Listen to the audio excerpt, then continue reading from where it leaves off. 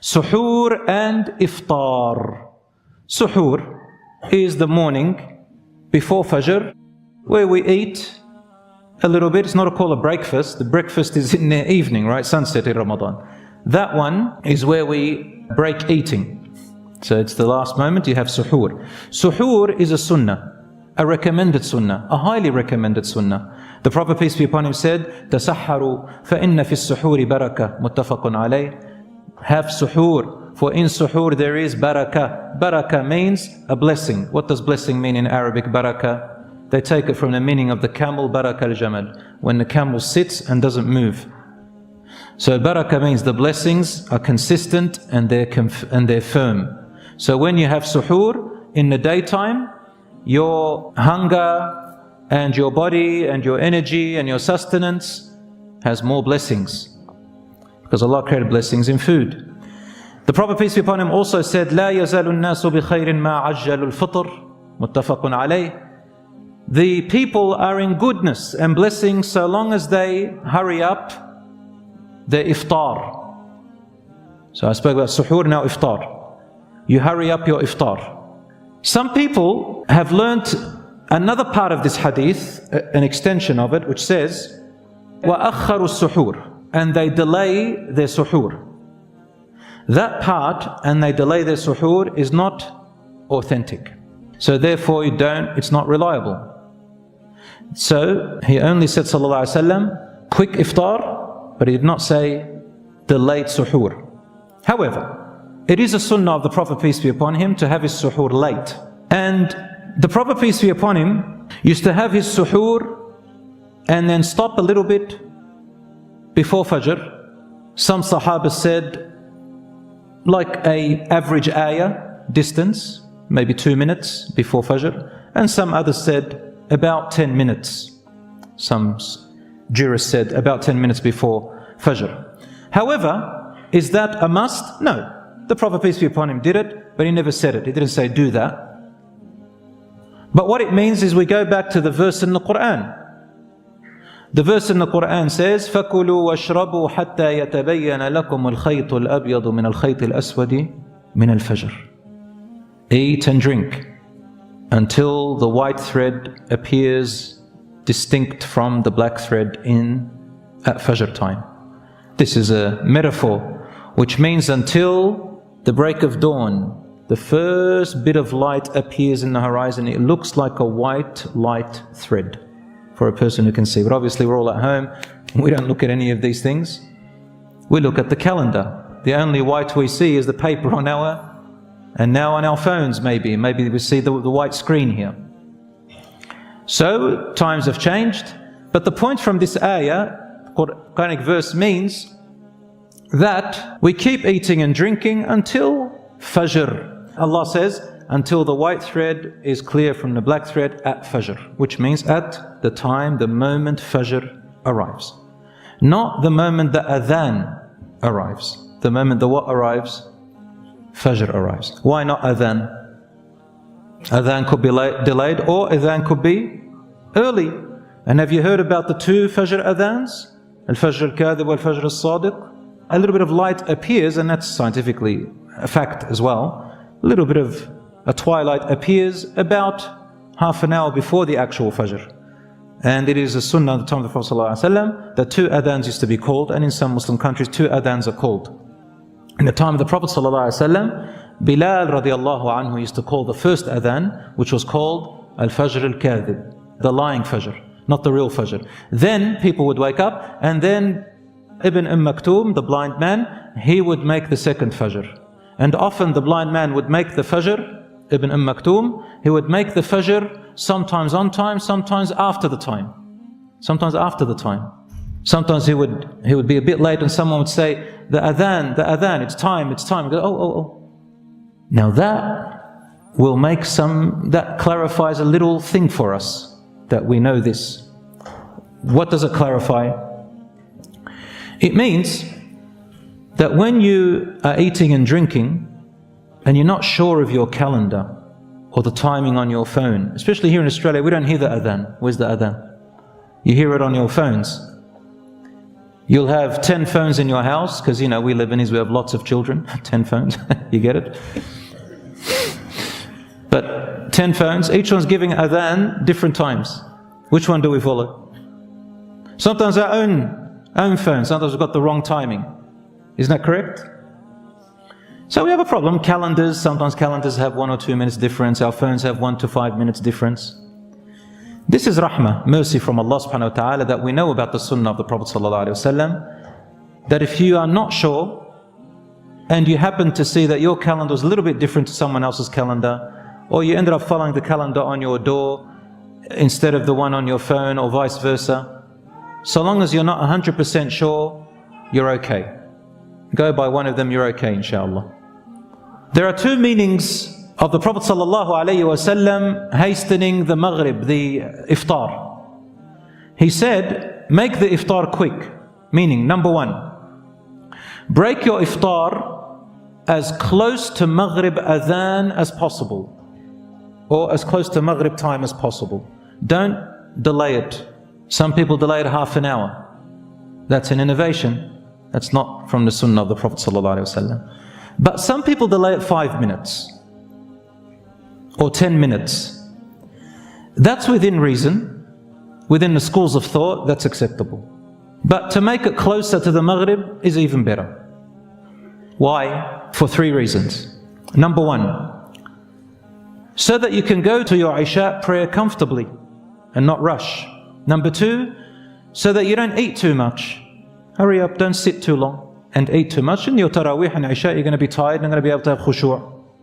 And number 3, so that you don't engage in idle talk. Anytime you're in an invitation or in a restaurant and we're having iftar, everybody's quiet as if someone died just before iftar. We eat, everyone's quiet. 15 minutes, the energy comes and everything, what do we hear? Nobody can hold themselves from laughing. Laugh, laugh, laugh, laugh. That's the energy. Nice to laugh.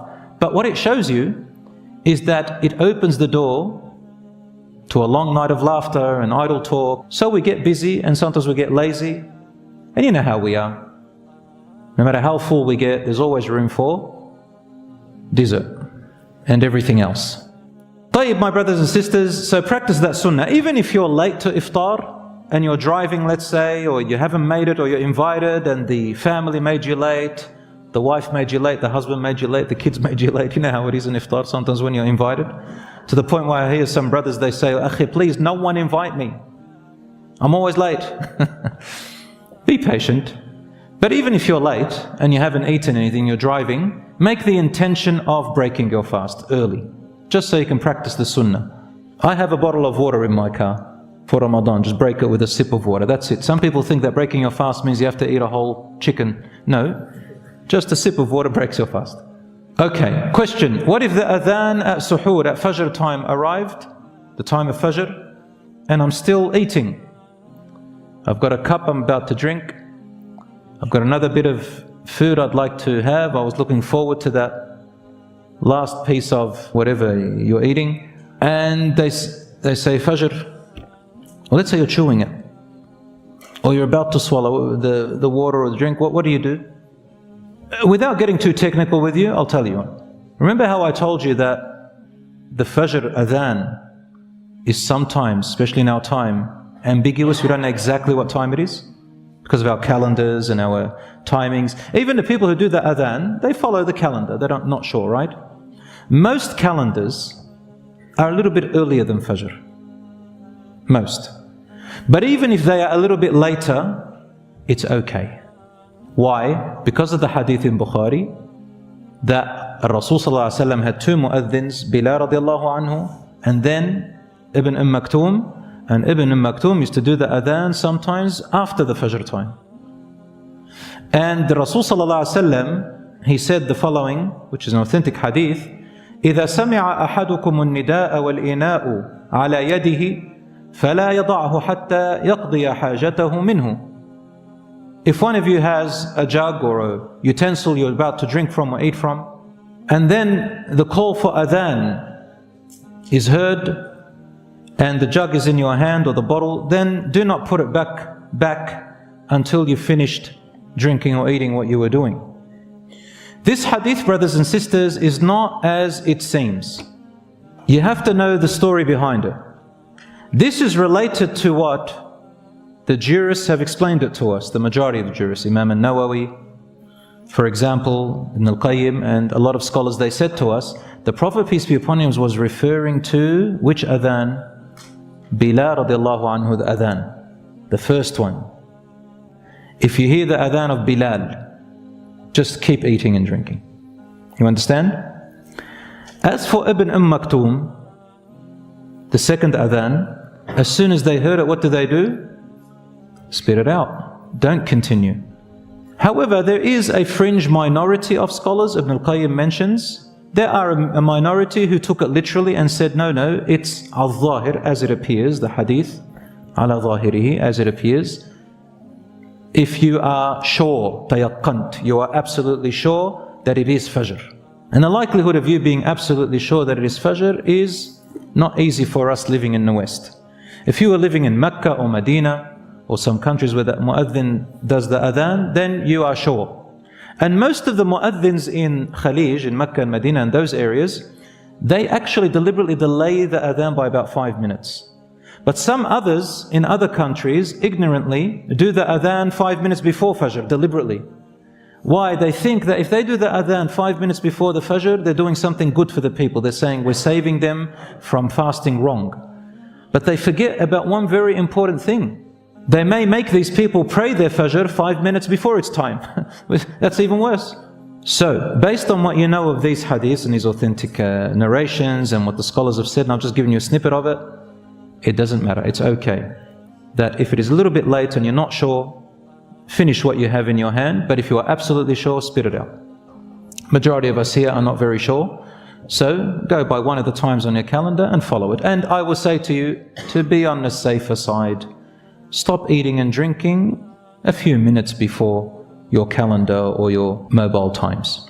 Conclusion about what I just said. Stop a few minutes earlier than Fajr. Number 2, the calendars today are not accurate, so whichever one you stop on is okay because of uncertainty. Number 3, even if the adhan is a bit later, it's better than being before the Fajr. Number 4, if you found out it was actually Fajr, and later on you found out it was actually Fajr, you go, really? Did your calendar say that? Wallah, my calendar's been wrong all this time. Oh my God, I've been having suhoor, the wrong times. Then there's differences of opinion. Some scholars say, if you're certain that your Fajr was wrong, then some of them said, make up that day. And others said, no, it was a mistake. I follow the opinion that it's a mistake based on this scholar who wrote the book that I mentioned before, Minhaj as-Salikin. Number 5, if you were not aware, let's say the curtains were down, you woke up, let's say it was daylight savings and you forgot to put your watch backwards or forwards, and you got up and you're a bit dazed, you've had a bad dream, and you go for your suhoor and you didn't realize Fajr was at 5 and you didn't realize it's already 6. You genuinely thought it was still before Fajr and you ate and drank. Has it ever happened to you? And then you later on thought, the sun was up, I didn't know, I must have gotten up late. What do you do in that case? You repent to Allah and you make up that day. You continue fasting, but you make up that day. But there's no sin upon you, inshaAllah.